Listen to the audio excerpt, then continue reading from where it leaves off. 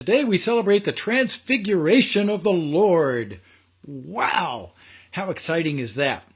Jesus goes up the mountain. Now he needs to be in solitude. First thing is, when he goes in solitude, he always takes 3 people with him.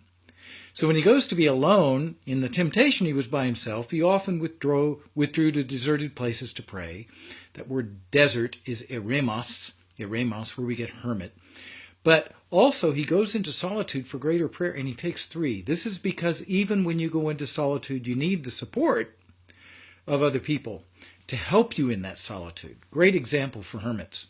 And then he is transfigured, and Elijah and Moses appear to him.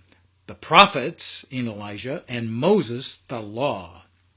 And they talk about his upcoming passion. So he's getting strength from the law and the prophets, fulfilling that. And then the great light overshadows them. The great light overshadows them.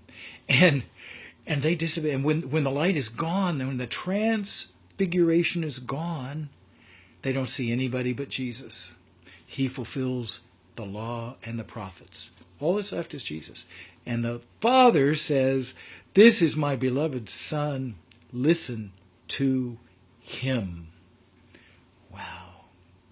Then Peter, James, and John, they say, "Let's build 3 booths, one for Elijah, one for Moses, and one for you." They immediately want to do human religious things. Understandable, but not what Jesus had in mind. And, Jesus says, no. And they go back down the mountain. So we too must go into times of solitude. We too must consult the law, the prophets, the scriptures. We must look at patristics and the early church fathers and the monastic history and the saints to discuss, to give us encouragement on how we are to face our Calvaries, our suffering, our challenges, so that they lead us to resurrection. And when that happens, we too are transformed in the light of Christ. Sometimes we want to stay there in that solitude. And Jesus said, no, we got to go down the mountain. We got to go do things. So even when you have those experiences, you got to come down the mountain and minister. That's my prayer. If you have this, you're going to have great balance, and you're going to have joy even in your crosses. I love you. All things are possible with God.